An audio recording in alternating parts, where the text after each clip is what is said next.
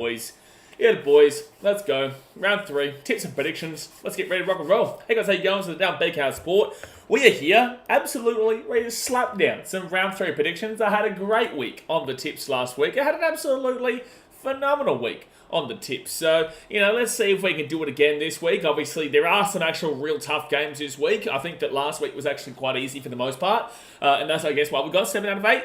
And really, the only team that actually cost us was tipping the Roosters over Manly. Because obviously, we know there's a little bit of controversy. You want to give me 6 out of 8, that's fine. Because obviously, that Warriors and Storm game, I did change my tip to the Storm 24 hours beforehand. Probably would have tried to claim that tip either way, to be completely honest with you. But I did change it with Wade Egan being out later on. So, you obviously need to be following me on Instagram to see me, kind of talk about that with you guys. If I do think that a tip does need to be changed, but we're doing pretty well so far. We are doing pretty well so far overall. So guys, obviously hit that like button, subscribe if you're new around here. If you don't know how this goes, we'll go through every single game this weekend and give you my thoughts and my analysis. There will be timestamps. If you're watching this afterwards, this was live, so we will do timestamps and whatnot for you guys afterwards that you can click to the exact game that you need and whatnot. But we will be talking alongside the chat. After I give you my prediction, we'll talk through the chat and see what they're saying as well. Obviously, I will be in Sydney this week, guys. I will be at Belmore on Saturday for the Titans versus Doggies game. So I'm going to try and get Wattle and Draw Sports on for that game, but we'll see how we go, man. We'll see how we go. But otherwise, I'll be streaming every single other game, especially these. That's a big start. Like that Panthers, Broncos, Warriors, Raiders, and Roosters, Rabbitohs is a huge start to the weekend, man. So, yeah, really excited. Really excited. But let's get into the chat. Let's see what you guys are saying. Let's get into it. Let's see what you guys are cracking on with. Let's see what you crazy people are doing. TJ Towers is up at the Raiders, going well right now, but they have played 2 very easy teams. They have played the Newcastle Knights, who I did predict for, around that 12 kind of area, and they did beat the Tigers, who are back-to-back spooners, and looking like another spoon is probably inbound, to be fair. So, yeah, I think that the Raiders have had a great start for sure, but let's just wait and see when they come up against some really good teams really soon. Actually, it's not too long before we get to see them go up against some a bit better teams overall. Star Wars Fanboy says, should I start my assignment due tomorrow or watch the stream? I think we know the answer. Son. I think we know the answer, especially when we play each other this week, son. My team plays your team. So I know you definitely going to eagerly anticipate our prediction here for the Titans versus Doggies. If I was that confident against the Dragons, how confident you reckon I am in this one? Drew NRL says, that game with the Warriors versus Storm was so emotional for me. Yeah, for sure. If you're a Warriors fan, I can see it. I can feel you. I do really sympathise and empathise for you simply because I've been there. I've been there many a times with my team, and you played so well, and unfortunately got picked to the post by something that no team is stopping. Xavier Coates does that to literally any team. You couldn't stop that. No one could stop that. So I think that you take a little bit of respite through that. I know it's very difficult to see that kind of side of things, but I don't think the Warriors are bad. I don't think that just because they're 0-2 right now that they are bad, and it makes me a little bit nervous, actually, for me going over to New Zealand very soon, because we're going to have to take on the Warriors as they're still currently hurting right now. But we'll go through a couple of these comments and then we'll jump into our tips and predictions. TJ Towers, I'm very disappointed that Ricky chose Whitehead. Yeah, we'll talk about that when we get into that Warriors-Raiders game. Get around your Cubby Bar. KJH Sports is up the Titans. Aguero says up the Titans. Cubby Bar says Broncos better beat the Panthers. Yeah, we'll get into that in just a few seconds. Doctor 4 says Manly. Yeah, they're going well, mate. Yeah, looking good at the moment. Harrison Whitaker says, I think the Broncos will beat the Panthers, but I won't be surprised if we're shocked if Rabbits beat Roosters. And Trucy says, what team do you root for? It's a big question. I don't know. I'm not too sure what team I could actually... Let me just see if I can see it on the screen. Yeah, it's a real tough question. I really don't know. I'm not too sure who I could go for. It's a real question mark, to be completely honest with you. But, all right, guys, we're going to get into our tips and predictions. So you guys know I will come back over to you guys once I go through my analysis, the team list and whatnot, and give you my thought process. And like I said, there will be timestamps for people afterwards, right? And I'm doing pretty well with my tips, so let's see if we can keep on this great little run. But, guys, hit that like button. Subscribe if you are new around here. Panthers versus the Broncos. A massive game to start us off on Thursday night. I hate that there's always these ads here, man. That will be there. Okay, so I can do that. But yeah, Panthers versus the Brisbane Broncos, 10th position versus 9th position. There's only been 2 rounds though, so that doesn't really matter. But the Panthers are $1.33, while the Broncos are $3.37. There is a big reason for that. This is in Penrith at Bluebet Stadium as well. So, guys, obviously jump in the comment section. Let me know your thoughts about this game. Panthers come into this one after a decent enough win over the Eels. I think we all knew that they were going to get that. Well, I guess some people thought that based off of the recent history in the regular season that the Eels were going to be able to get the job done over the Panthers. But I just didn't see that happening, especially them losing that World Club Challenge and then losing that first round game against the Storm. I just didn't see the Panthers losing again, so they were obviously able to get up for that one. And I guess that's a big reason as to why they're $1.33, because I don't think that just because they have that early season flutters that we've seen the last couple of years, it doesn't really mean jack when it comes to what they're going to be like throughout the season. This team will still be good this year, guys. They are still the Penrith Panthers. So, yeah, they come into this game as heavy favourites at home. The Brisbane Broncos, on the other hand, they're going to lose a massive, massive player that we're going to get into in a second. But the Brisbane Broncos, obviously, they beat the Rabbitohs. You know, I wouldn't say that either team, whoever won that game, it was really poor.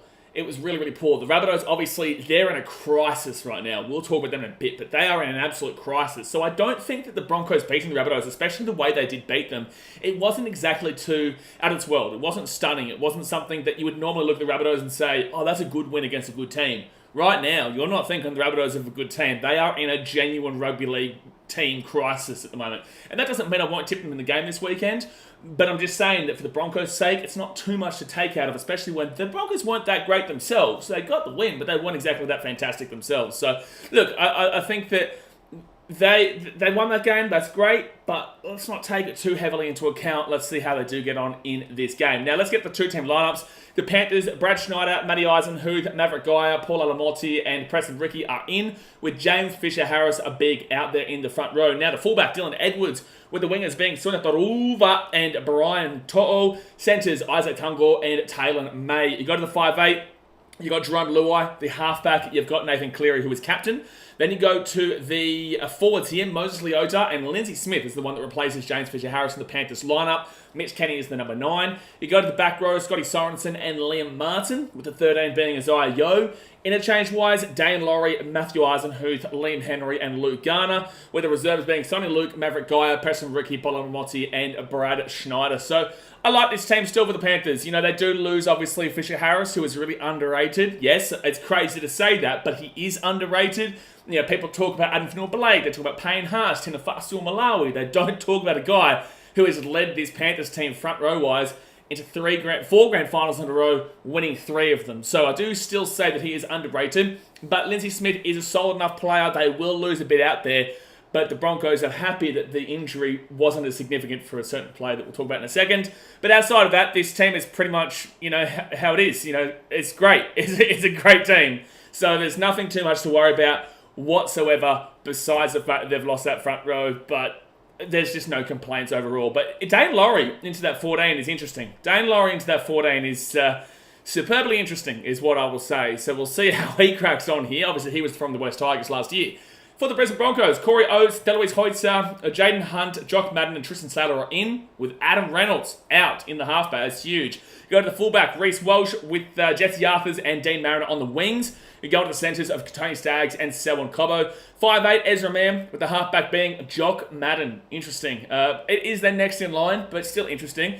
Front rowers, Corey Jensen and Payne Haas. That's the one that I was talking about. Payne Haas has a few issues with his knee right now, but they are starting him for now. Doesn't mean that he will play, but they're starting him for now. You go to the number 9, Billy Walters.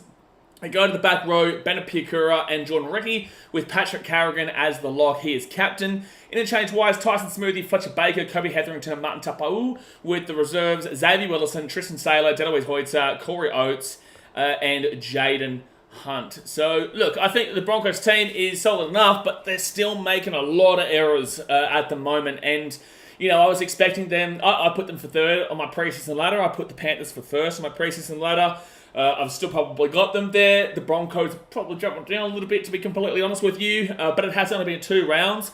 I just think that this game is going to be a little bit too hard for them to really muster up something. I think this game will be too hard for them to get over the line down there in Penrith. I know they won 13-12 in round 1 last year against the Panthers. I'm very, very well aware of that one. We do live stream every game here, but I just think this Panthers team, especially with no Adam Reynolds, is going to get the job done, and I think the Panthers can win 13+. I think the Panthers can win this game 13+. So I will be taking the Panthers in this one. And I'm going to actually take them 13+. I think that Adam Reynolds is such a key and critical part of this Broncos team. I think that they haven't been undeniably impressive in their first 2 games against the Roosters, who they lost to, and then the Rabbitohs, who they did beat, but So I will take the Panthers in this one. I'm pretty confident they do win, especially down there. There is a world where the Broncos keep it close. I just don't see a world with no Adam Reynolds that the Broncos can win this game. I just can't see it. I can't see it. With the way the Panthers played the weekend against the Eels at home, and with the way the Broncos played, I think there's a clear leader here. I think there's a clear definitive winner here. But with that being said, the Broncos did obviously lose such heartbreaking fashion to the Panthers in the grand final. Don't care what Kevin Walters saying, we're not going to talk about it. I guarantee it gets spoken about, right? So I think the Broncos have a lot to play for. If they had Adam Reynolds, I could see a world. But without Adam Reynolds, they just don't have the Nathan Cleary. They don't. They have Ezra Mann, who hasn't been great in his first couple of rounds, but they don't have Nathan Cleary. So I'm taking the Panthers, and I genuinely will take them 13+. All right. TJ Towers has been a real headache. Covey Bar says, I was so close to my tips last round. I got the Manly and Roosters game wrong only. Same here, Covey. Same here. Truth says, smash the like button for you, bro. Appreciate you, mate. Covey Bar says, dropping man in for Reynolds. Caber says, giddy up, Muppets. You're a Muppet, son. You are a Muppet. Caber says, are you amazing? Me too. You're lucky you don't get timed out for that awful pun. You're lucky you don't get timed out. The truth is, Broncos are literally the dark horse, but that ball has a funny bounce sometimes. What? The Broncos dark horse? They made a grand final last year. Don't know about dark horse. You can't be a dark horse if you've made the grand final there before. If you're talking about dark horses, you're talking about everyone was tipping the Raiders for bottom 4. Could they be a dark horse? Absolutely. The Knights of last year, they were awful up until round 15. Then they turned it around and they became the dark horse. The Warriors are probably still a dark horse because they've not got the history and because so many years they've been in the comp and they haven't won Jack. I think you could still call them a dark horse, even though they were in the prelim last year. But the Broncos, you can't call it dark horse? No way. What? That makes no sense. It makes no sense. But I don't see either of those teams winning. But with that said, yeah. Trucy says, everyone, who do you think will win this year's premiership? But Trucy says, Panthers too strong. I agree. Jay says, Broncos for an upset choke. Oh, dearie me. Dearie me. Tito Tower, bro, we're not even in that game, bro. Just wait till the next stream. Wait till the next game. Wait for the next game, mate. I can see you commenting about it. We don't care about that game right now. Right now, we care about the Panthers Broncos, and we'll get into that game in a little bit. True says the guidance around the field. Absolutely. The guidance around the field from the Panthers is for me, going to be too strong in this one. It'll be way too strong. Nathan Cleary, Jerome Luai, Dylan Edwards, and Mitch Kenny is their starting spine. The only person they're missing from their entire team is James Fisher-Harris. And I just think that you look at this Broncos team, they are still missing Herbie Farnworth, because obviously he's at the Dolphins now. They are missing Tom Flegler, who is at the Dolphins now. They are missing Kurt Catel on the back row, who I do believe has been a pretty large miss here to the Broncos. Not that he's been unbelievable for the Warriors, but he is a big loss here for the Broncos with what he was doing there. And Keenan Palacio off the bench didn't do a great job for the Titans in game 1, but at the end of the day, they were still used to him coming off the bench and doing a job. And now they've also got no Adam Reynolds. So there's just so many missing pieces here for the Broncos, and it's a worry. It's definitely a concern. It's definitely a concern. Salvas Fanboy says, who's got the better hooker? I think you'd probably say it's a bit of a wash. I'd probably lean with Mitch Kenny on a consistency basis, though. Billy Walters did well last year, but I think on a consistency basis, I would lean with Mitch Kenny. Andy Backus says Titans dark horse. We'll love to see it. We'll love to see it. Cobas Broncos are going to win 12 points, 22-12.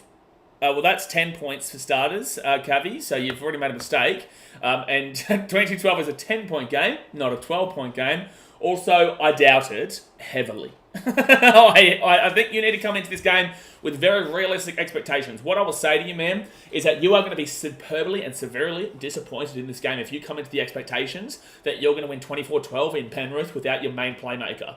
I think you're going to be superbly disappointed. So what I would say to you is come in with like a 13-12er, like what happened last year. Come in with that kind of expectation. Don't come in with a, we're going to dominate them, because I can sure as shit tell you that game against the Rabbitohs, they didn't dominate nobody. There was no dominating from the Broncos overall. I did tip that right. I did say the Broncos would win. I said they'd win by enough, but, win dominating enough, but not crazy dominating, and in 1-12 kind of fashion, which is what they did, caught that game perfectly. So what I would say is that I get you're confident, you love your Broncos and whatnot, but this game is one that you shouldn't have those expectations. Otherwise, you will have an awful time coming back down to reality, which is what the Dragons fan had to do on Sunday and what I had to do last weekend, right? So just a little bit of advice from me. But then again, you do what you want, man. You want to back your team at 100%? Feel free to do that. I'm just kind of warning you that this game might not go the way that you believe. All right, we're going to move into the next game now. We appreciate you guys jumping into the comment section, but we move on now to a game that somebody can't stop talking about in the chat. Is the Warriors and the Raiders. New Zealand taking on Canberra. Guys, hit that thumbs up button. Subscribe if you are new around here. This one's on Friday, 5 p.m. for me, which will be 8 p.m. for Warriors fans over there in New Zealand, and 6 p.m. for you guys in Canberra.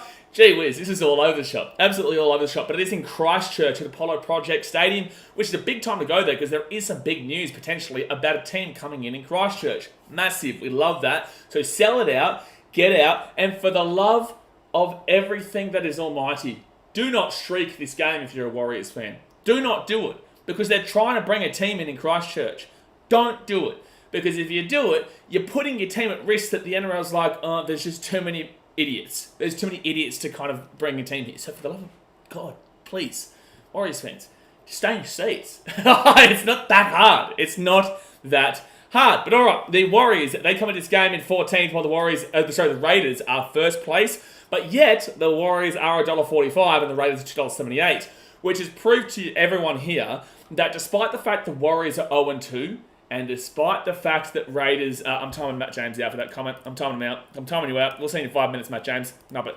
But despite the fact the Warriors are 0-2 and the Raiders are 2-0, it shows you that you got to wait 5 to 8 rounds because the bookies are betting on the Warriors in this one, despite the fact they haven't won shit. And the Raiders, they're betting against them, despite the fact that they've actually got a play come back in Elliott Whitehead, right? So... It's interesting, but the Warriors come into this game after a really heartbreaking loss to the Melbourne Storm down there in Melbourne. We all know what happened. We don't need to go too deep into it, but Xavier Coates, he provided an absolute miracle for that team. But that is a tough loss to take. They took a tough loss against the Sharkies in New Zealand as well in Auckland. But I do think that they'll be right up for this game at home in Christchurch and really trying to build on what they have done. They have done a good job so far. It's just that, unfortunately, that game against the Storm, they fell apart. And the game against the Sharkies, they went out so hard, couldn't score early as much as they probably should have. And the Sharks just kind of grinded it away from them. So, I don't think the Warriors have been bad. I don't think that they've been as bad as the 0-2 record does show. The Raiders, on the other hand...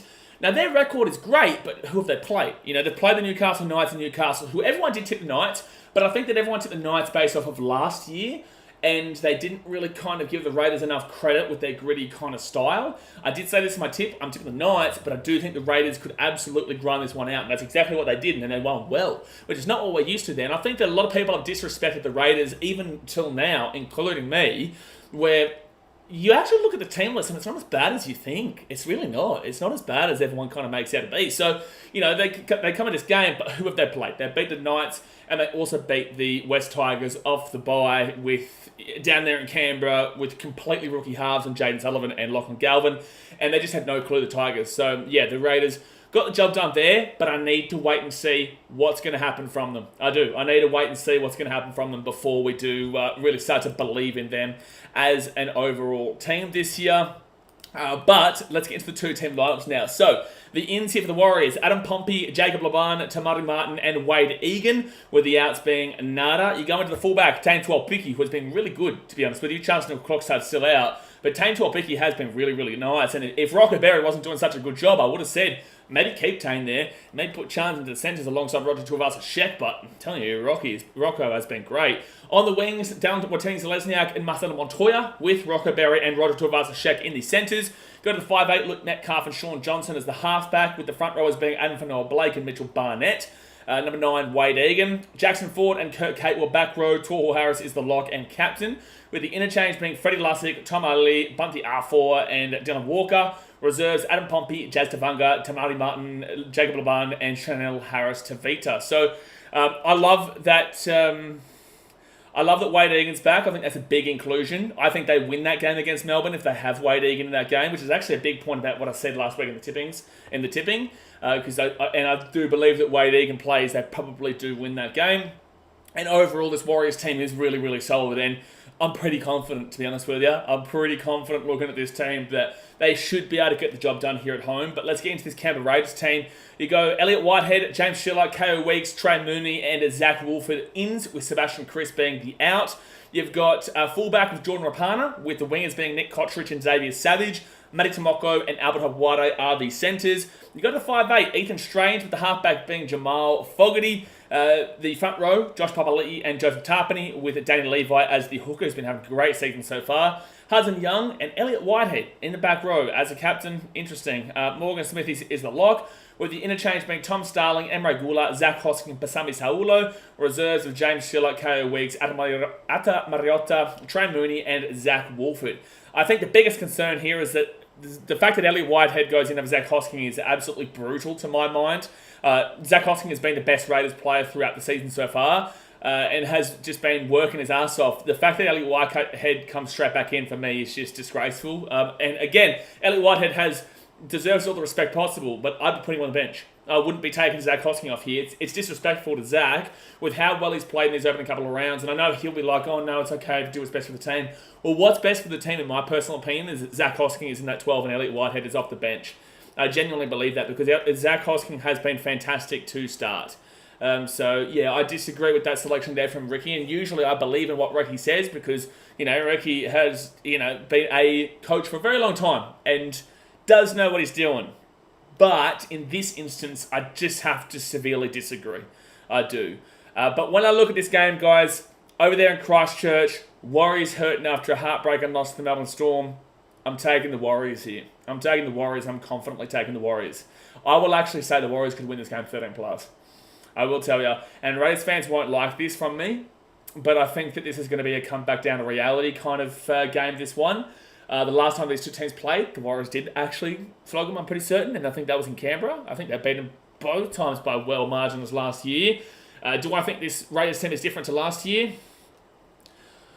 Not necessarily, but I do think I think that Raiders fans have an unrealistic expectation about where this Raiders team is at right now because of the opening 2 rounds.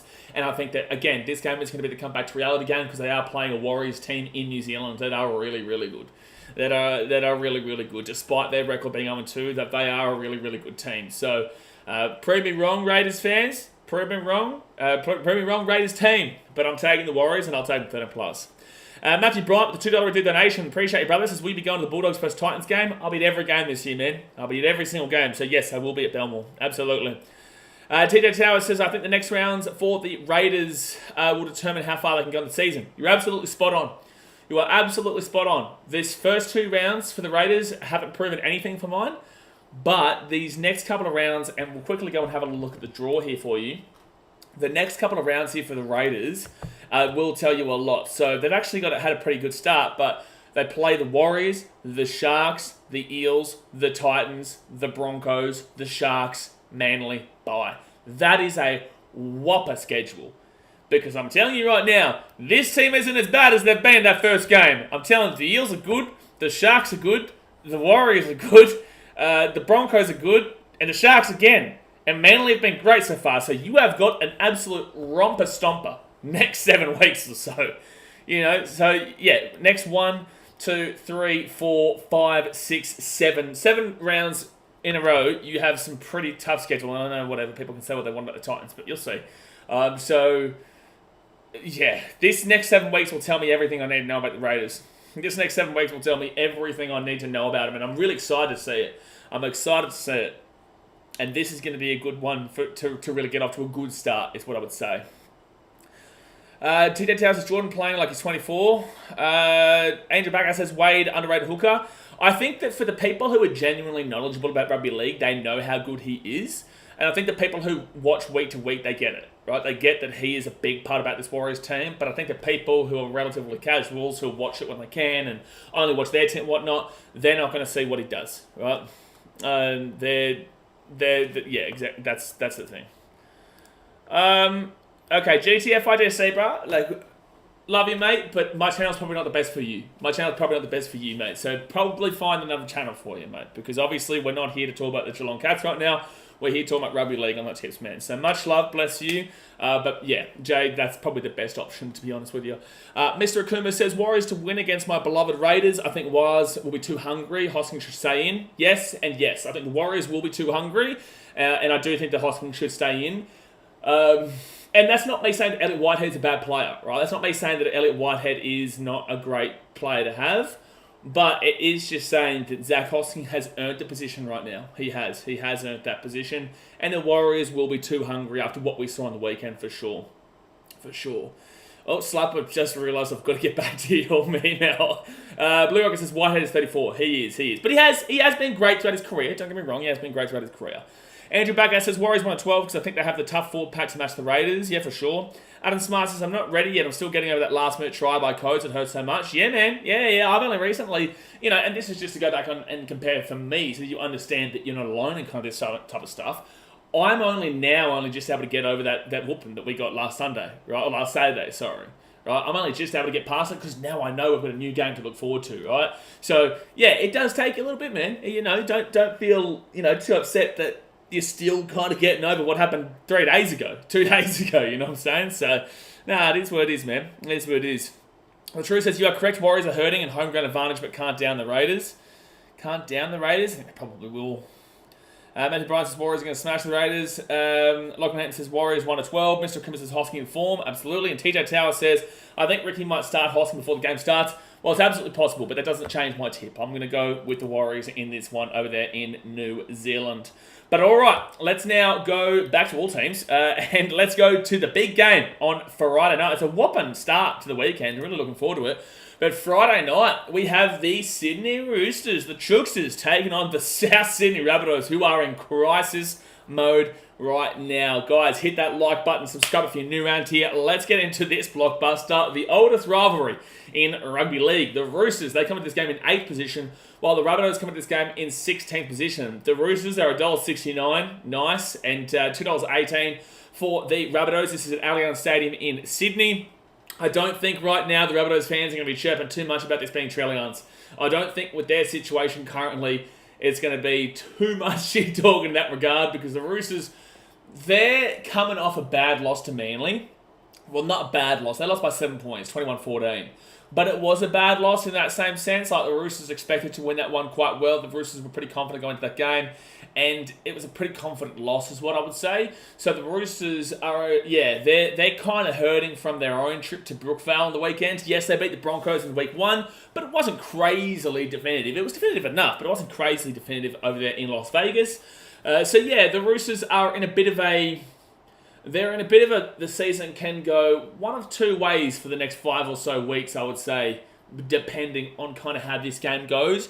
Because if they lose to this team that's in crisis right now, who's their biggest rivals and whatnot, that's going to send shockwaves through them, and they're going to go downhill for a little bit until they can try and pick their attitude back up, right? So the Roosters, this is a very, very important game for them to restructure and go again and win this one. But I can tell you who this game is more important for. It's the South Sydney Rabbitohs. I'm telling you, if they lose this game, they are going to be absolutely in crisis mode galore. I can tell you right now that they can tell everyone, publicly, everything. They can say till the cows come home that they are backing 100% Jason Demetrio. But I don't believe Jack. If they lose this game and then they go and lose whoever they play next week or whatnot, I think that there's absolutely every right that this Rabbitohs team is starting to show signs that they are in massive struggle mode. They've dropped Lachlan Ilias after 2 rounds. You wait 5 to 8 rounds before you make that kind of decision. I get that Demetrio's got the pressure, but I don't think that kind of making this dropping, I don't think that dropping him right now is actually the right move. I think that you've got to wait 5 to 8 rounds for it to happen. Right? Because you don't know how this team is going to go yet. Yes, it's been poor to start off with, but with that being said, you've got no backline right now. They've got no backline. I should get into the team list before I talk about this, but they've got no backline. Campbell Graham's out. Jack Whiten has been out. Tyrone Munro has been out. There's been so many players that have been just all over the place, and yet Lachlan Ilias has been the one that has been everyone's hounding on him. And I think that that's Jason Demetrio's way of trying to save his own head, which I believe is selfish. I think you need to go in with the same team that you've had, plus add in Jack Whiten for this game, and I think it'll be a much different situation. But obviously, it's just a bold move by Demetrio that I believe could still work out here for the Rabbitohs, but I don't think that then comes down on Ilias's head for the reason they win this game comparatively to the first 2 games. But let's get into the 2 team lineups here. That's just my little brief thoughts about the situation. I do think this club is in a free-fall right now if they do lose this game. So the ins, Angus Crichton, Billy Smith, Connor Watson, Egan Butcher, Michael Jennings, and Zach Docker-Clay, with the outs being Fetalega Pauga and Luke Keary. So big out there. You go to the fullback, James Tedesco. He is captain. He's been rejuvenated this season. Love to see him. Daniel Tupou and Dom Young on the wings, with Joey Manu and Joseph Suaalii in the centres. You go to the 5'8", Sandon Smith, with the halfback being Sam Walker. Front rowers of Jared Warrior-Hargraves and Lindsay Collins, with the number 9 being Brandon Smith. You go to the back row, Nat Butcher and Cecilia Tupanua, with Victor Radley as the lock. Interchange wires, Connor Watson, Nafahu White, Terrell May and Angus Crichton, with the reserves being Michael Jennings, Egan Butcher. Wait, Michael Jennings? Is that the same Michael Jennings I'm thinking of? Hold on, is that Michael Jennings from like Parramatta days? Is that the same Michael Jennings? Michael Jennings, Egan Butcher, Billy Smith, Zach Docker-Clay, and Siwa Wong. It's interesting that they've dropped Siwa Wong there. But like this Roosters team, you know, obviously they've had to put Sandon Smith in, which will change things up. I don't know, like I haven't been a big fan of how Luke Keary has been recently. But Connor Watson coming back in is actually quite nice. Terrell May to the bench, I don't like. I thought he was great. I think that I prefer him there as a starting front rower over Warrior-Hargraves, but I do know this is his 300th, right? So I can understand it. But I do think that Warrior-Hargraves off the bench at this point of his career is probably the better opportunity. So yeah, look, I'm not a massive fan of Sandon Smith. I think that he will... It is the same Michael Jennings, so there you go. I think that Sandon Smith will do the job. I think he will do the job there. So I'm not too upset with that, but... You would prefer Luke Keary with that experience, but Sam Walker, you can't say he doesn't have experience anymore.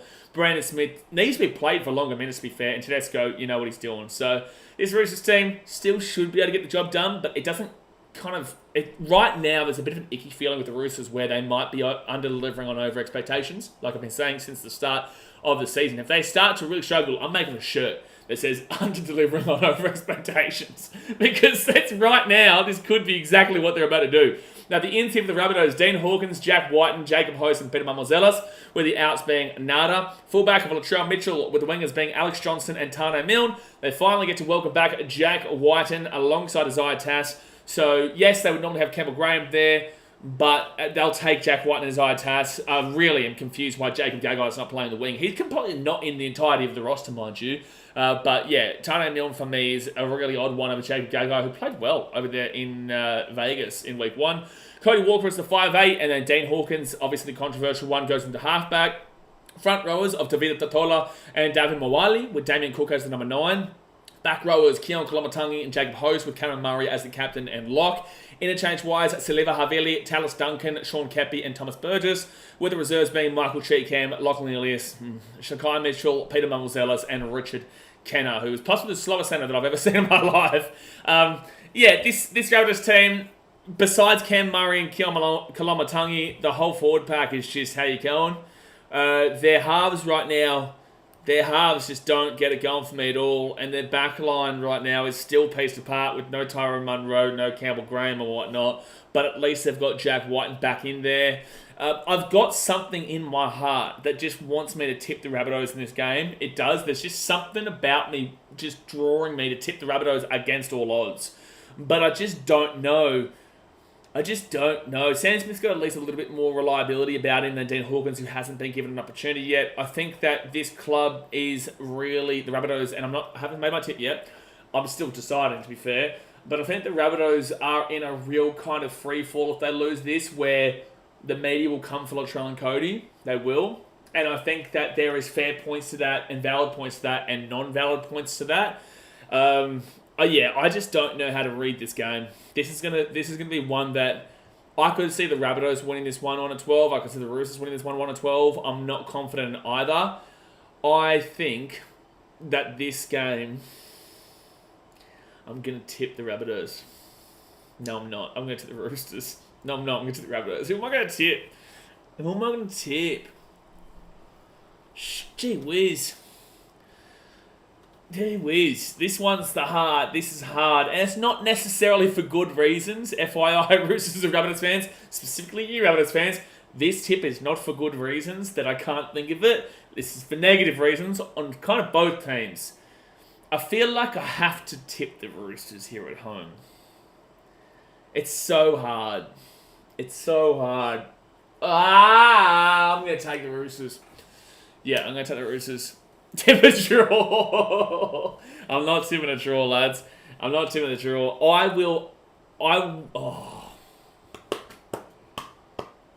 No, I'm going to take the Rabbitohs. I'm going to do it. I'm going to take the Rabbitohs. There's something drawing me to it. There's something saying that the Rabbitohs find a way to win their first game of the season. But, like, it's just... I'm okay losing this tip. I'll put this out there. I am okay losing this tip and being wrong about this tip. Just putting that one out there. So I'll take the Rabbitohs 1-12.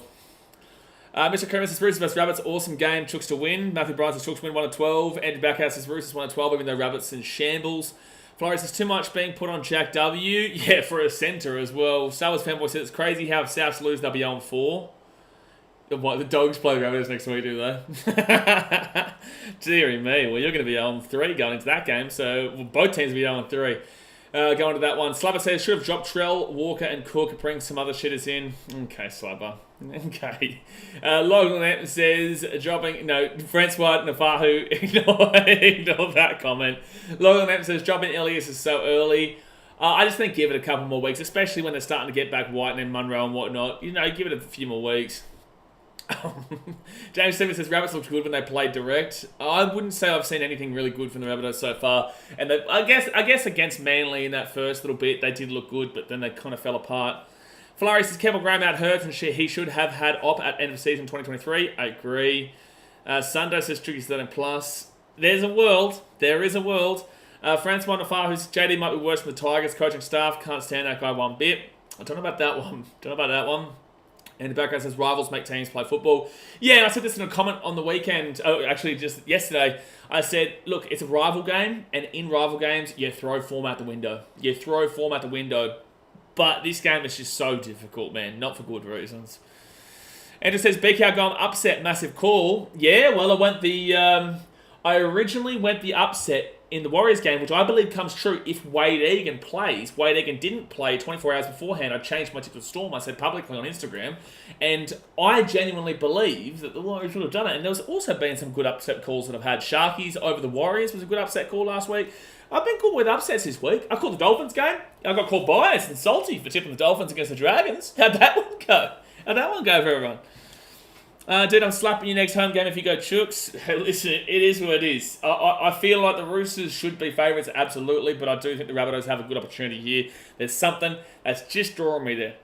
So I'm taking the Rabbitohs in that one. All right, let's move to the next game. Welcome, my friends. Welcome. Welcome to the fun. Now we're talking, okay? Let's go and hit that thumbs up button. Subscribe if you're new around here. That's the Canterbury Bulldogs in 17th. Going up against the Gold Coast Titans in 13th on Saturday at 2 p.m. my time, 3 p.m. New South Wales. Now, every single stream, I have to tell you this to make sure you're aware. I am going to tip my team. I obviously am a Gold Coast Titans fan. I am passionate about my team. I will be at this game. I'm at every game home or away, right? But what I say to you is have your own perspective, your own opinion, listen to my perspective and my opinion, then kind of mesh it in between to kind of figure out where you want to go with, right? Don't just take my word as gospel in regards to the Gold Coast Titans. But do understand that I'm coming from a truthful perspective, whether you believe I'm crazy or not, and then kind of just try and work it out with what you already believe and what other people are saying, right? Because I can tell you right now, out of all teams, Dogs fans, you can't call me as crazy. You can't call me crazy because you guys are crazy too. Don't worry, okay? You guys are crazy too. But let's get into the prediction for this game. So like I said, hit that thumbs up button and subscribe. The Bulldogs for this game is 17th as $1.83 favourites. Crazy to me. Titans are 13th, $1.94 underdogs. And this is at Belmore Sports Ground in Sydney. Now, I think the reason why the Bulldogs are favourites, right, is because they've shown enough through two games, even though they've been whooped in both games, one by the Sharkies and the other one by the Eels. And they've shown enough in those two games to warrant kind of a bit of belief, especially multicultural round in Belmont as well. Whilst the Gold Coast Titans have only played the one game and then absolutely flogged the bye on the weekend. Oh, jeez, that bye was awful. We beat them like 700-0. So we've got a plus-minus points differential of plus 700 right now, which is just... No, sorry. It's plus because we won by 700-0. So take the 24 away from the Dragons game. So we're actually plus 676 right now, just in the points differential department.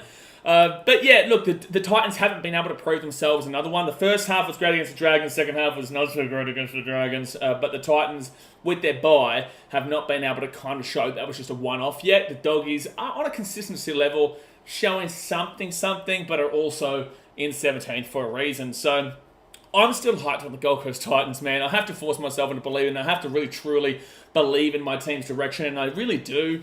If we lose this game, for me as a Gold Coast Titans fan, I'll be disappointed, man. Like I'll be hurt. I don't believe in any world that we should be losing this game. I really don't, and I know Dogs fans will hate that, but I just don't believe in any world we should be losing to the team I'm about to read off the paper. Right, so much love to the Dogs fans. Good luck to you this weekend. Let's get into the two-team lineups, and I'll see you there, Belmore. But the ends, Chris Patolo, Jake Turpin, Kitiona Kautonga, Liam Knight, and Toby Sexton, with the outs being Pawasa Famal-Silly. The fullback, Blake Taff, with Blake Wilson and Connor Tracy on the wings, Stephen Crichton, captain, and Jacob Carraz in the centres. They've got the 5'8" of Matty Burton, with the halfback being Drew Hutchinson. The front row, Maxi King and Liam Knight, interesting, with Reid Marnie as the hooker.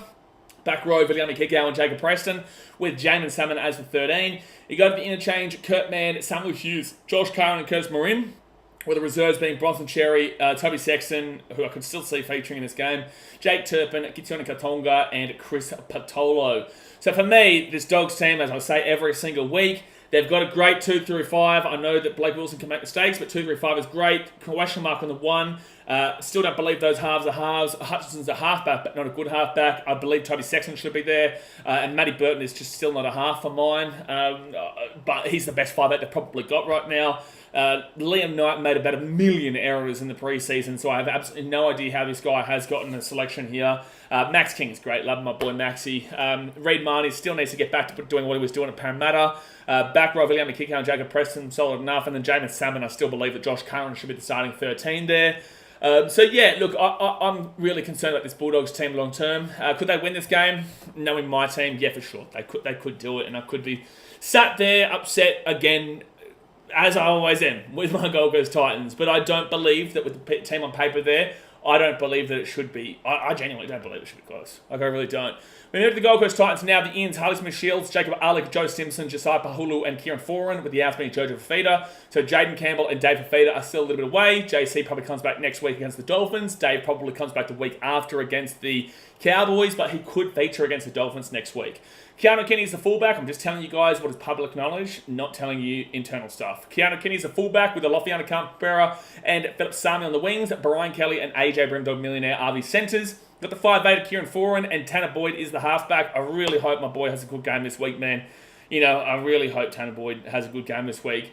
Mwaka Fodawaka and Tino Fasuamalawi is the captain, their front rowers, with Chrissy Randall as the hooker. Back rowers are Khalees Haas and Bowie Firma. Looking forward to seeing him get a bounce back game as well. And then Jimmy Jolliffe, interestingly enough, in that lock position. Really interested about that one.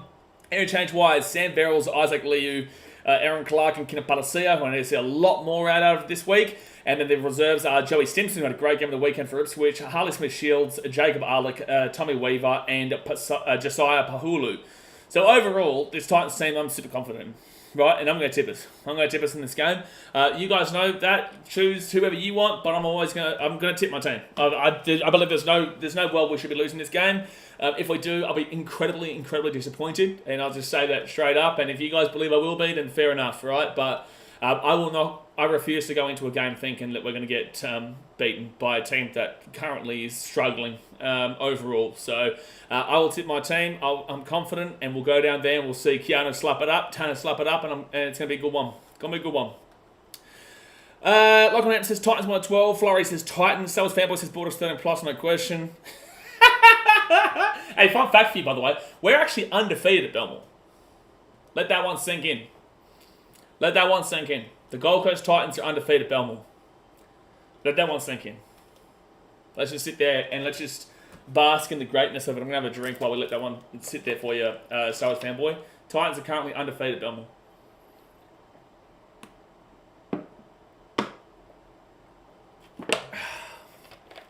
You like that? Beautiful. Slubber says, man, Jake Turpin, what a superstar. Lachlan Hemp says, Titans bounce back is happening. Love it. I love it.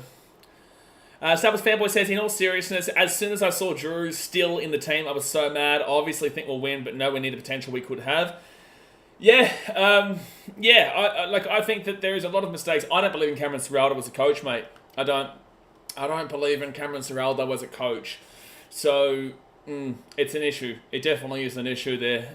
I believe Toby Sexton should be there. I would personally put Matt Burton and give him a crack at fullback to see what they did there, and maybe put Toby Sexton into the halves there. I don't know. Blake Taft was actually a halfback back in his day, but like earlier on. But obviously they've moved him to fullback, and I don't think he's that great. So I would personally give Matty Burton a crack back there, but it's such a hard one there.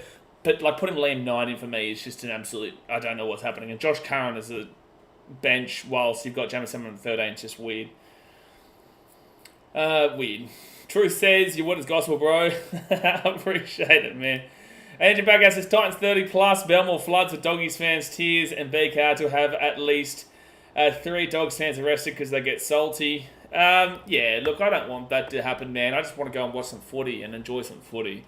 And unfortunately, some Dogs fans, I've been speaking to Winston and Emilio and whatnot about it, and unfortunately, some Dogs fans don't understand how to enjoy the game, be passionate about their team without it being aggressive. I feel like their fan base is known as being violent and aggressive, and it's not exactly the safest of environments for me this weekend, but it is what it is, man. It's just little nerds who want to jump on my vlogs and give themselves 2 seconds of fame, you know what I'm saying? Like, literally last year when I had that grief from those little losers at a core stadium at the end of the game, or at the 70th minute kind of deal, they were like, oh, can we get in your vlog?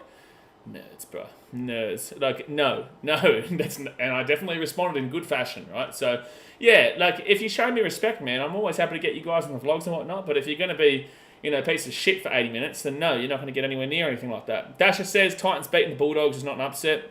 It technically is, mate. It technically is, because, as you can see up here, the bookies favour the Dogs in this one. So, I agree with you, Dasher, but that is what the bookies have got us at. It's what the bookies have got us at.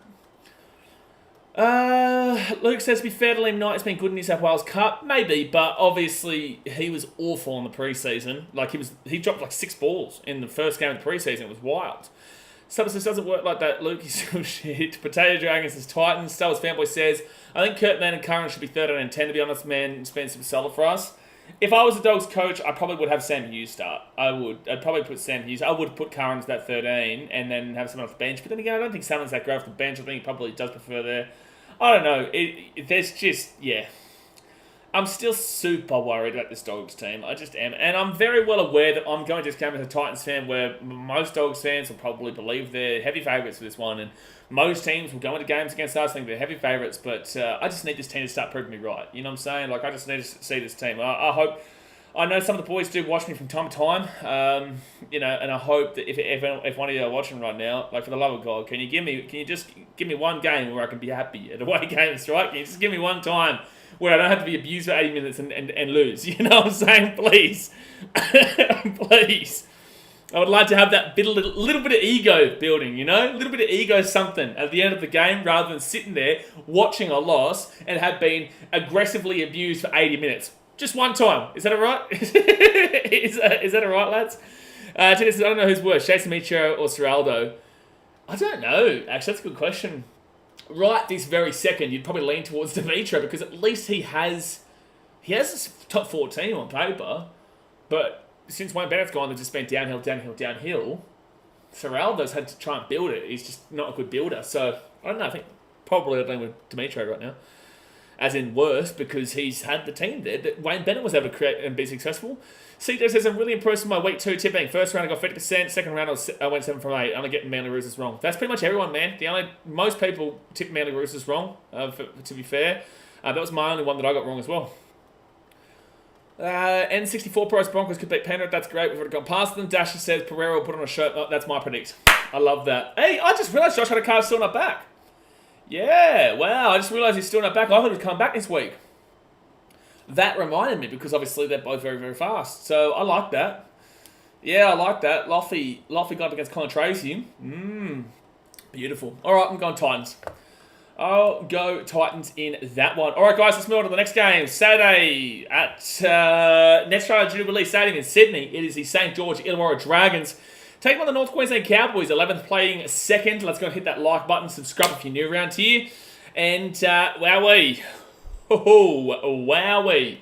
Did the Dragons come back down to earth? I copped a lot of hate, man. I copped a lot of hate saying, oh, you didn't believe in the Dragons. How could you ever say that they were a bad team, that they beat your team?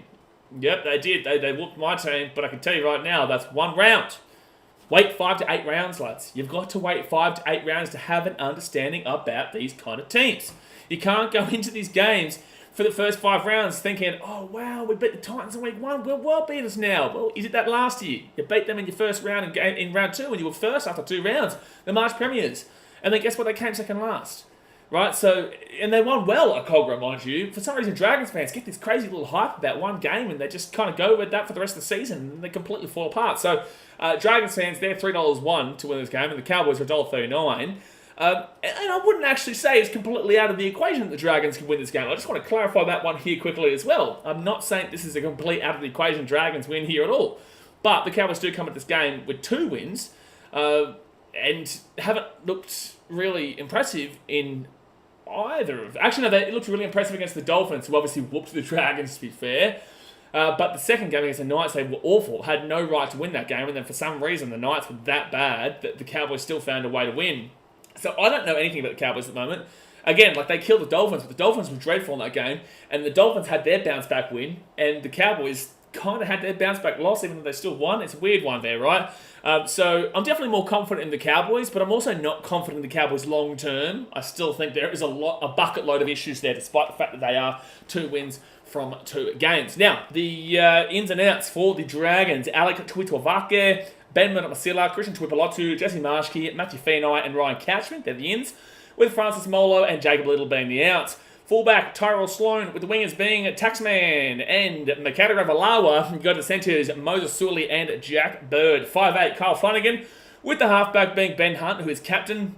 Front rowers were Jack Tabellin and Blake Laurie, with the number 9 being Jesse Marshke. Back rowers of Lucian Leilua and Jaden Sewer, with Tommy Eisenhuth as the lock.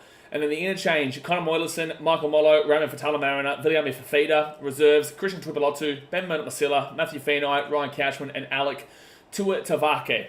That Dragons team against the Dolphins, where they lost 38-0, was possibly one of the worst performances I've seen from a team in a very, very, very long time. At no point of that game, not from the first minute, did the Dragons look like they were going to win that game. At no point of that game. Now, I tipped the Dolphins in that one, but the Dragons were so lethargic. They looked like they bought into their hype. They looked like they thought they were the better team, and they were proving that they weren't the better team. And this Dragons team needs to really have a good hard look at themselves. And people are going to be like, oh, so it's your team, you know, this and that. It's like, I'm still entitled and allowed to have an opinion on other teams, despite the fact that my team needs to have a good hard look at themselves, right? And I got a message about this the other day, and I'm like, I'm going to continue to say this about the Dragons and other teams, because guess what? It's just as much true.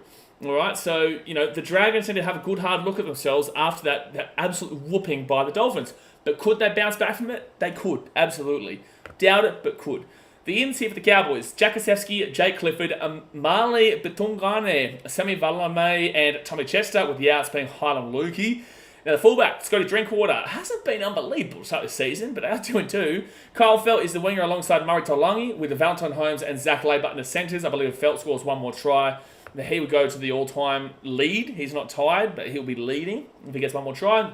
5'8", Tom Dearden, he's captain, with the halfback being Chad Townsend, the front rowers of Jordan McLean and Jason Tamalolo, with the number 9 being Reese Robson. Back row, Kulikefu, Funifuaki, and Jeremiah Nene. Obviously, Highland Lukey is injured, and then Ruben Cotter comes into the lock. Interchange-wise, Jake Granville, Griffin Neem, Sammy McIntyre, Mabui, and Jackie Gasiewski, with the reserves being Tom Chester, Thomas McKayley, Sammy Valame, Marley Betungane, and Jake Clifford. So this Cowboys team, yeah, they've got it. Like, they've got it, but they also... they're still needing something. Give me something a little bit more. Prove something a little bit more in this game. You know, you whoop this Dragons team and then we'll start to really believe in this Cowboys team this year. If the Dragons keep it close, then, you know, I'm a bit worried about them. I will take the Cowboys to win this game. I do think there is an opportunity for the Dragons to have that bounce back after that really big whooping that they got done by the Dolphins. But I feel like the Cowboys, and I did tip the Cowboys to win like 4 of their first 4 games, right, in my preseason predictions kind of video. But I do feel like the Cowboys start to drop off a bit when they start versing those big old teams. So I will take the Cowboys in this one. I think there's a world where they win 13 plus for sure. I know it's in Cogra, but I do think there is a world where they win 13 plus.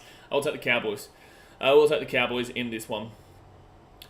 Slapper says, Dragon season is done already. Nintendo 64 Pro is my bad boys. I'm not live. Knock on. What do you mean? What are you talking about? Huh? You're not live. Oh, true. Okay. I'll get what you mean now. Boy, oh boy, wow, wee. Boy, oh, wow, wee. Andrew Bagger says, Cowboys win 28-6. Can we go 28-4, please? Can we go 28-4? Dasher says, I reckon this is an upset. You got the Dragons to win this, do you? Wow, wee. Okay. Some of this Dragons probably held to 0 again. I don't think the Cowboys are as good as their 2-2 record states. 3 backs quite an upset. Yeah, that is a decent that would be quite an upset. It would be quite an upset. Nintendo 64 Pro says Cowboys will smash surely. Dasher says 16-14 Dragons win. Are you a Dragons fan, Dasher? Like, I don't hate it, right? Like, I don't hate the prediction of the Dragons winning this game, but I don't believe it. But I don't hate it necessarily. Dragons win 28-12, do they, Booker Sons? You reckon? You reckon the Dragons win this game 13 plus after they just lost 38-0 to the Dolphins? Don't know about that. Nintendo 64 Pro says Ben Hunt is trying to hitchhike out of St. George. Well, you know, depending on how seasons go, you know, Ben Hunt could be back on his way to Queensland next year. Slabber says, Dearden, the only one keeping the cows alive. Mitchell says, Chad Townsend is about to retire and become a full-time YouTuber. Welcome to the party. Welcome to the party. And Will NRL says, just hope the cows don't make a lot of mistakes like last week. Yeah, they did do that. They did, for sure. Potato Dragons and Dragons 48-2. Is that right? Is that right? Potato Dragon. 48-2. And you wonder why you feel as awful as you do in regards to your team if you're predicting something crazy like that. Now, there's a reason why I fell wolf on round 1, because I predicted my team to win by 30. So, yeah, thank you, Andrew Backhouse. 24 just for you. Thank you very much. Thank you very much. Dad says I'm bunnies, but I love the Titans too. It's like half-half. Hey, listen, beautiful. Let's try and build that Titans connection a little bit more than half-half. But I think you're crazy for the Dragons step. I think you're crazy. But, again, the NRL is wild right now, so I could see a world where it happens. But we're going to move on to the next game. I'll take the Cowboys in that one. We move to the final game here on Saturday. I'm considering going to this game too, because it's only 10 minutes away from Belmore, and obviously I'll bet the Titans versus Doggies game. Is the West Tigers coming in 12th against the Cronulla Sharkies, who are in 3rd position. Obviously, guys, like the video, subscribe if you are new around here. Now, the Tigers come into this game as $4.30 underdogs, with the Sharkies being $1.22 favourites. This makes every bit of sense in the world. And Leichhardt, Oval and Sydney. I don't think there's going to be a great deal of chatter about this one, to be fair, because I think we both, and we all know who I'm going to be tipping, to be fair. But the Tigers win this game after a big old loss to the Canberra Raiders and the bye the week beforehand, whilst the Sharks come into this game after beating the Warriors and then whooping the Doggies. So, you know, the Sharkies are looking a lot better. They didn't look great for a lot of that Dogs game, but they still whooped them in the end. And the Sharkies are looking a lot more of a team that know how to win games against the bigger teams. We saw that against the Warriors in week 1. So I'm just saying this Sharks team, I feel like, is in a lot better position mentally and physically than they have been in previous years. Now, let's go to the NC for the Tigers. Alex Lobb, Brent Naden, Jake Simpkin, Justin Olam, and Justin Matamua, they're in, with Stafford Toa being the out. Fullback-wise, Jareem, The Dream, Buller, with the wingers being Charlie Staines and Junior Tupou. Centres of Solomon Fatape and Justin Olam. You go to the 5'8", Lachlan Galvin, and the halfback of Aiden Caesar, with the front row forwards being Stefano Utukamanu and David Clemmer. And the number 9 is Apisai Korowisau. He's captain. Back rowers, Isaiah Papali'i and John Bateman, with Whenua Paula as the 13. Interchange-wise, Jaden Sullivan, Alex Seafarth, Alex Twal, and Samuela Fainu, with the reserves being Asu Kepoa, Jake Simpkin, Justin Matamua, Alex Lobb, and Brent Naden. So, yeah, look, this Tigers team is, at least they're bringing in a bit of experience there in Aiden Caesar. They've shown that they want Lachlan Galvin rather than Sullivan. Be interesting to see what they do with Latu Fainu, who comes back from injury. But Lachlan Govan was solid enough in their game on the weekend against the Raiders, despite them still getting flogged. And Aiden Caesar have just provided a little bit more experience, which was crazy for them to go into that game in round 1 for them, with Jaden Sullivan and Galvin as inexperienced halves. So now Benji understands that, even though he should have understood that, considering he was a half, so he should absolutely have known that was never going to work. Didn't work, so he's already back to putting Aiden Caesar into the 7, so there you go. And it would not be surprising if he did change Sullivan and put him into the 6, even though Sullivan was not as good as Galvin in that first game. I don't know, this Tigers team is just really, really underwhelming overall. Really, really, really, really, really underwhelming in every single factor. I think people think their forwards are great, but Fanua Pono was good, I won't lie. Fanua Pono was good. But Papali and Bateman are shells themselves. David Clemmer and Utukamanu. Utukamanu is solid enough, but Clemmer's not what he used to be. And Kodoi Sao is fine. You know, he's not as great as we've seen him in the past, but he's still fine, right? So, smart. But let's just see how this Tigers team goes against a pretty fast-paced Sharkies team. Now, the ins of the Sharkies, Billy Burns, Daniel Atkinson, Jaden Beryl, Royce Hunt and Samuel Stone Street, with the outs being Britton Nikora. Huge out there with the suspension. Fullback Will Kennedy with Sione Katoa and Ronaldo Mortalo on the wings. Jesse Ramian and CSF Talakai in the centres. You go to the 5'8", which is Braden Trindle, and the halfback, which is Nico Hines. The front rowers of Toby Rudolph and Oregon Kafusi, with the hooker being Blake Brayley. Back row of Jack Williams and Teague Wilton. I always got to say Teague Wilton, man. I do. I always got to say Teague Wilton. It just looks like a German name. 13, Cameron McKenna, he's captain and a lock. Dal Finucane, Royce Hunt, Billy Burns, and Thomas Hazelton are the interchange, with the reserves being Kyle Iro, Tukahau Tapuha, Daniel Atkinson, Samuel Stone Street, and Jaden Beryl. I actually like Tukahau Tapuha, man. I think he's a good player coming on up. Overall, the Sharkies team, yes, they lose a lot in Britton Nikora for sure. Not a big fan of Jackie Williams, to be fair. I don't think the Sharks have a crazy deal of depth right now, is my issue with the Cronulla Sharks. I don't think that it's unbelievable depth, but I do think this Sharks should still put this Tigers team to the absolute sword, and I am concerned about the scoreline. So I am going to say Sharks 13 plus here. I'm going to say Sharkies 13 plus. I think they win this one well, and I think they put it to bed early. I'm not buying into any hype on this Tigers team. Look at the backline comparisons. So, yeah, I'll take the Sharks in this one. Booker Sun says Tiger 66 to 18. You need help. Mitchell says $4.30. That's a bit harsh for the Sharks. Dash says Sharks win 30 to 16. Mitchell says don't put yourself through the pain of going to a Tigers game, Blaze. Well, my mum's a Sharks fan, Mitchell, right? So like I'd go around the Sharkies. I was there when Paul Gallen kicked the field goal against you. I was there supporting the Sharkies at Leichhardt when Paul Gallen kicked a field goal to knock the Tigers and put them into 9th place in 2019. So, yeah. I was in attendance. Matthew Parsons says, come to find you at Belmore. Won't be hard to find, my guy. I will not be hard to find. Sundo says it will be close at the start, and Sharks. I hope you're really not trying to threaten me or anything there, Matty Parsons, because I've already got a few threats from Dogs fans, and I can tell you right, I'll be there regardless. And anyone who sends threats and you're there, guess what? You're getting an assault charge. So well done to ruining your life for anybody who does decide that that's probably in their vocabulary and in their options. I'm not saying you are, but that's just a warning for any Doggies fans who feel the need to go and be abusive and violent and threatening. You will be absolutely charged with assault. So well done to ruining your life if you do that. No, I'm all good, Matty Parsons, but I've received some stuff, and I know what Dogs fans are like, so that's why I'm just throwing that out there, right? But happy to meet and say hello and talk to any Dogs fans on the day. That just goes out as a warning to the people that unfortunately aren't there to watch the footy. Andrew Backhouse says Sunday knows his football. What's he said? Sunday says it will be close at the start and the Sharks run away with it. I agree. I can see that happening. N64 Pro says I feel bad for Benji, but I'm a Kiwi. I feel bad for Benji, but in the same sense, I don't know if Benji's going to be the right hire on the coach. I don't think that Benji's going to be fantastic, but I do feel bad for Benji as well, because I don't want him to ruin his reputation, is what I'd say. I wouldn't want him to ruin his reputation. Matt James says all you need to do is get under John Bateman's skin and you'll get free penalties. Yep, fair call. My boy Emilio says we're about to show you that we are a threat for the premiership. Okay, Emilio. I look forward to it. I look forward to it, man. You wisher. You're the biggest wisher that ever did wisher. You're the biggest wisher that ever did wisher. Potato Dragon says Sharks 24. I like it. Potato Dragon says I will find you BK at Amy Stadium, Marvel Stadium, GMHBA Stadium and MCG. Rod Laver and Margaret Court to get a selfie. Thank you very much. Matty Parsons says I hate the sexiness on in and Adokar is out. I agree. But all right, let's move now into the next couple of games, which is the final 2 games of the weekend, which is the brunt of the squeeze taken on the Manly Shields. Man, this should be a good game. A really good game, and the odds suggested as well, to be completely honest with you. So guys, hit that thumbs up button, subscribe if you are new around here. This game's on 3 p.m. on Sunday. I will be back in time for it, so I will be streaming both these games.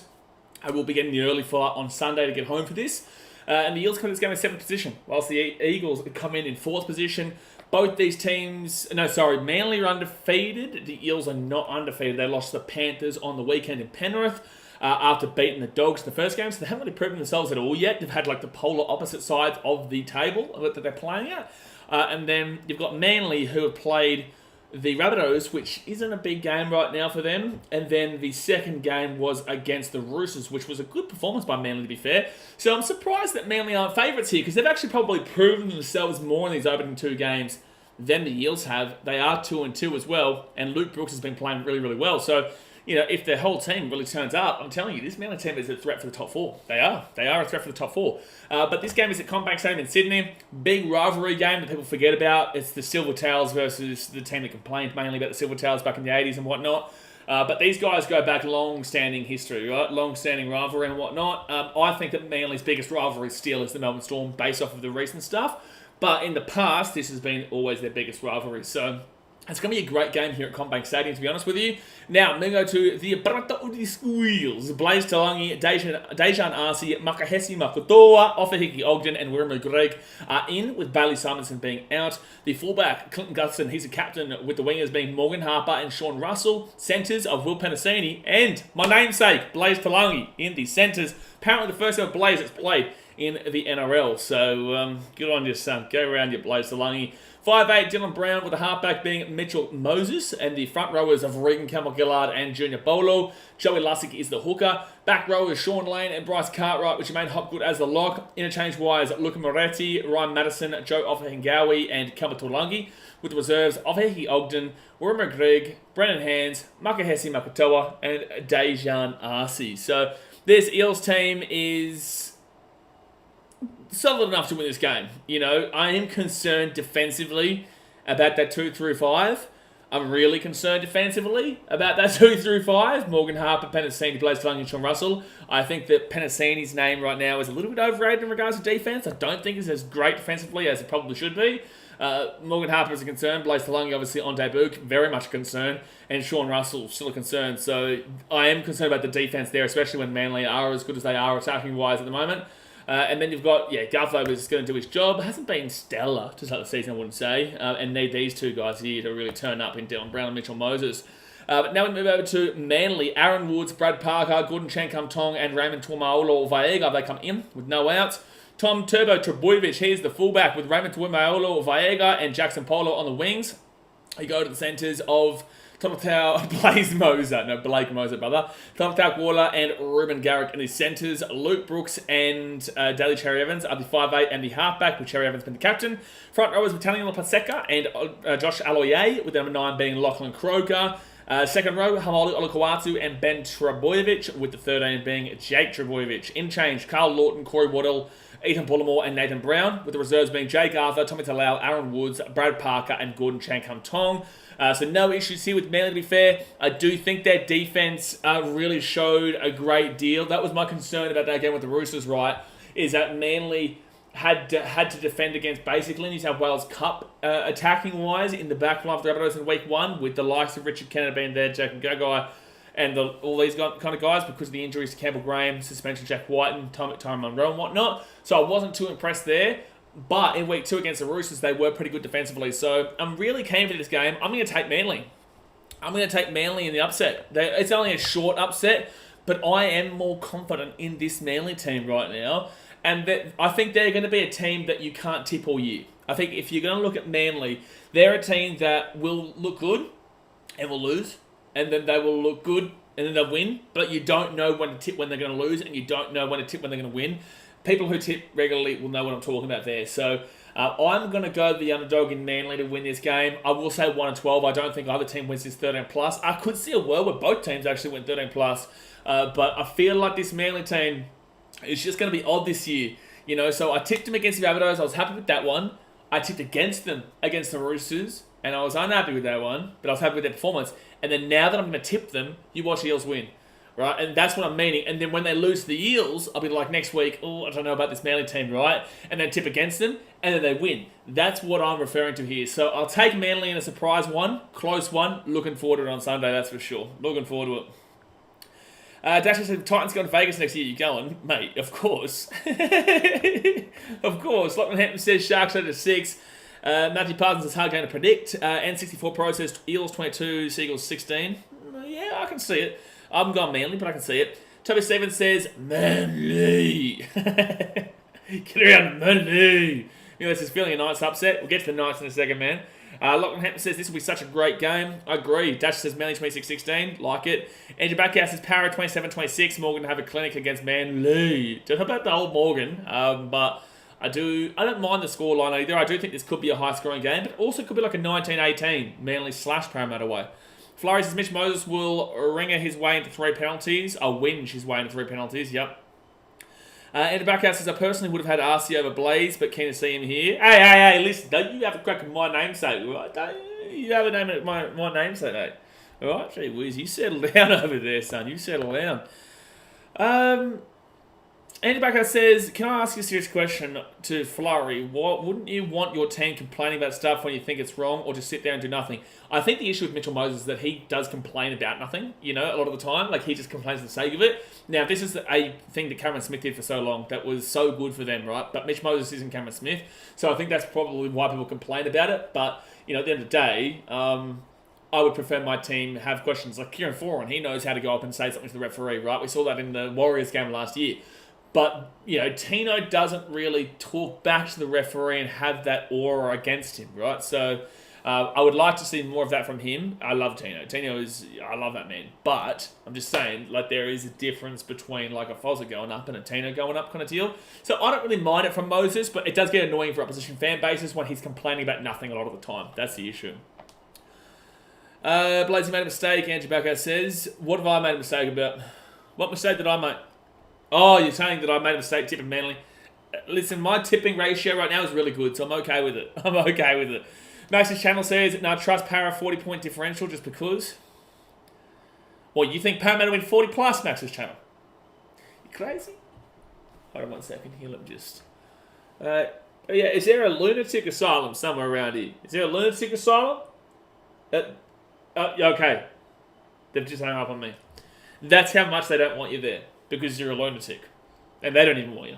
So, you need help. Simon says, Parrot aren't winning this. Brooks too good. I think that it will be close, but I've got Brooks been too good, yeah, for sure. Noah Uasa says, Gutherson used to play for Manly. Yeah, Gutho played for Manly. Morgan Harper played for Manly. Did Lussick? No, that was Darcy Lussick who played for Manly. Sean Lane, did he play for Manly? Bryce Cartwright played for every single team known to man. Madison, maybe. Tuolangi, definitely. Kelma Tuolangi. Yeah, Eels have a few ex-Manly players. Eels have a few. Nathan Brown, obviously, used to play for Parramatta Old League Squeals. Who from Manly has played there? I don't think anyone else, really. I don't think anyone really from Manly has, but a lot of them from Eels. Yeah, Lane as well. Yeah, there you go. Brooks. Yeah, no, Brooks doesn't play for Eels. You crazy, man? N64 Pro, true, I forgot that. Talent's being at St. George. Toby Stevens says Brooks to further his LEM case. Jake Arthur not playing in this game. You can't say Jake Arthur, okay? You cannot say Jake Arthur. He's not playing. He's the 18th man. You're not playing, man. You're not playing. Andrew Backer says, I understand where you're coming from, Blaze, and I do think he is over the top sometimes. Yeah, for sure. Max Channel says it could happen. Okay. Parrot early season inconsistency, then we'll lose against the Tigers. I'm not going to disagree with you there, but Eels winning 40 plus against what we've seen from Manly so far is crazy. You're crazy, okay? Just take my word for it, okay? You're crazy. You're definitely crazy. But I'm not saying the Eels can't win. I am saying you're crazy for the 40 plus prediction, though, But I'm not saying you're crazy for the Eels prediction. So I'll take Manly this one and the underdog, and I would not be surprised if Eels win. But we will move on to the final game here of the weekend, which is the Newcastle Knights going up against the Melbourne Storm. Let's hit that like button. Subscribe if you're new around here. Tough game to predict this one because there's a couple of outs here for the Melbourne Storm that do make it super damn well close. And the Knights are actually favourites for this game at $1.88, whilst the Storm are $1.96. This is at McDonald Jones Stadium in Newcastle. And look, the Knights come in this game looking awful. They look awful right now. And they've made a few changes themselves, but they look awful at the moment. You know, their game against the Raiders was diabolical at McDonald Jones Stadium in round 1. And then their game against the Cowboys was diabolical, but still should have won, but didn't because of how diabolical they are. So this Knights team really needs to figure themselves out this week, and there's no better time to figure themselves out against the Storm team missing a whole heap of their players, right? So this is a must-win for Newcastle. If they go 0-3, they're in worrying times, especially with the changes they're making. Whilst the Storm, on the other hand, they've got no expectations in this game. They've got no worries. They lose this game, they're just like a bit of whatever. You know, they want to obviously start 3-0, to be fair, but they had a great win in week 1, and they had a great win, obviously, against the Warriors in week 2. Even though they didn't look fantastic, overall, they found a way to come back and win that game. Week 1 against the Panthers, we all know they're not losing that one. They won 8-0 there, and they just were able to defensively come up clutch in the end. So this Storm team has no worries, no expectations, and will come into this game hoping for a win and doing their best for a win, but I don't think it matters if they really lose, is what I would say, based on the fact that they've built themselves up over these 2 games with their best players. You lose a couple of your best players, you find a way to win, happy days. You lose, it's all right, we'll get them next week. So that's how I would treat this game for the Melbourne Storm. Definitely could still win this game. All right, the ins here for the Knights. Dylan Lucas, Anara Tuala, Jaden Brayley, Matt Croker, and Will Price, with the outs being Greg Marciu. And also, well, he goes to the bench, he's been dropped, but Greg Marciu is out. The fullback is Cameron Ponga, who is captain, with Thomas Jenkins and Anara Tuala on the wings. Yikes, with Dane Gagai and Bradman Best in centres. You've got Tyson Gamble as the 5'8", Jack Cogger as the halfback, with the front rowers being Jacob Safidi and Leo Thompson. The number 9 is Phoenix Crossland. You go to the back row of Tyson Frizzell and Kai Pearce-Paul, with Adam Elliott as the 13. So wait, did they... Oh, wow, they haven't put Dylan Lucas into the team. The interchange, Jaden Brayley, Daniel Safidi, Jack Hetherington and Jed Cartwright, with the reserves being Brodie Jones, Will Price, Matt Croker, Dylan Lucas, which is weird, and then Jackson Hastings, who's been dropped. So I just don't understand why Hastings has been dropped rather than Gamble. I don't mind Cogger playing 6 and Hastings playing 7. I'm not a fan of what Gamble's been doing. I don't understand how Gamble's been dropped and Jackson Hastings has been dropped. I think Gamble's been worse of the 2, so I'm not a big fan of that, to be fair. I think their wingers are in all sorts. Not a fan of Thomas Jenkins, not a fan of Anara Tuala. Obviously, they haven't been able to fit and fill... I believe David Armstrong should be getting a chance if the Knights, but they haven't been able to fill the position of Dom Young just yet at the Knights, and Greg Marciu out too is a worry. And their forwards... I think this is telling me and giving me proof that Adam O'Brien doesn't have a clue what he's doing. I understand what happened last year, but I've been saying this for years. I do not believe in Adam O'Brien. I don't know how he got a new contract with him. I just don't know. So, anyway, that's the Knights team. Let's move now to the Melbourne Storm. Aaron Penne, Grant Anderson, Jack Howarth, Marion Seve, Sean Bloor and Tepai Maroa come in, with Christian Welch and Jerome Hughes being out. Massive couple of outs there. Now, the fullback, a little Pappenhausen. He's the fullback with Will Warbrick and Xavier Coates. The hero on the wings there, Remus Smith and Nick Mandy the centres, with Jonah Pez at 5'8" and Tyron Wishart halfback. Obviously no Munster still, and no Jerome Hughes. That is a real worry for the Storm. But Tyson Gamble and Jack Cogger, I'd say they're similar levels in regards to like experience as Jonah Pez and Tyron Wishart. So I think that I would still nearly be tempted in that team on the halves basis than that one, even though I do like Cogger. But I do like Jonah Pezzett too. You go to the front rowers of Tuikami Kamitha and Josh King, with the number 9 being Harry Grant, who is captain. Back rowers of Joe Chan and Elias Katoa, with the 13 being Trent Royero. Interchange-wise, Cam Bradley, Tepai Maroa, Chris Lewis and Alec McDonald, with the reserves being Grant Anderson, Aaron Penne, Jack Howarth, Marion Seve and Sean Bloor, who I still don't understand why they traded for with the Tigers. But I guess it's just more depth there. This Storm team, I'll say the same thing. I'm not impressed with their centers, really. I'm really not. I think the wingers do a great job. I love Little Mama Little Puppy, the fullback. The halves are obviously, young enough that it's still a bit of a concern. The front rowers are not impressed with. Number 9, Love. Back rowers, Joe Chan had a good game against the Warriors, to be fair. And Elias Katoa hasn't really been getting it going this season. And the 13 of the lock is Trent Loiero, who has apparently a fan club on my channel for some reason. But there's just a lot of worries about the Storm, and yet they still just keep finding a way to win. They just do. They just find a way to win here. So I'm still going to take the Storm. I am. I'm still going to take the Storm in this one. I think the Storm are going to be the better team here. And overall, man, I'm a lot more excited about what the Storm can produce than what the Newcastle Knights can produce, right? So I think there's absolutely a reason the Newcastle Knights could win this game. And I think that being at home at McDonald Jones Stadium, you can't really complain too much about having that home ground advantage in this one against two young halves, who I would still kind of classify as a rookie. With maybe not Jalen Pezzett, Tyrone Wishart, kind of, I don't know, it's not rookie, but they're still young and don't have a great deal of experience. But I'll take the Storm in this one. I could see a world they still went 13 plus, I really could. I could see a world they still went 13 plus. I'll take him 1 or 12. Maybe the Knights are up for it, but there's just too many question marks in regards to the wingers, in regards to the halves, in regards to the nine still. And I think their forward pack is where they're probably going to get a good job going. But overall, I think the Storm can kind of hold them back there. So I will take the Storm in this one. Yeah, and I agree with that too, Richard and Riker. Pups cancels out Ponga. I think that if you wanted to say, oh yeah, well, Knights have Callum Ponga, well, the Storm have Ryan Pappenhausen and Little Mum and the Puppy, right? So yeah, it does cancel each other out there. I like that you've pointed that out, because that probably would be the place that most people would kind of direct their eyes to, Max's channel says Storm 50-point differential. I just don't know about that, man. Like this, they've still got no Munster and no Hughes. I don't know about that much of a win, but I could see a 13-pluser. But in Newcastle, I don't know, especially with no Munster and especially with no Hughes. I was going to bring Hughes on Supercoach, Voice says. Yeah, well, not right now. Richard Riker says, up the Wilds, time to start winning so I can be happy. Well, I did tip is. Toby Stevens says, wow, Knights favourites. Yeah, I can see it, but I also can't understand why. That's good value for people who bet. I've given up gambling, but it's good value for people who bet. Santa says, somehow Storm always find a way. They do. Yeah, they do. Andy Backhouse says, Hastings got hooked. I thought he was better than Gamble. Agree. N64 Pro says, the Wars reckon the South Islanders don't deserve a team. Glad I never supported them.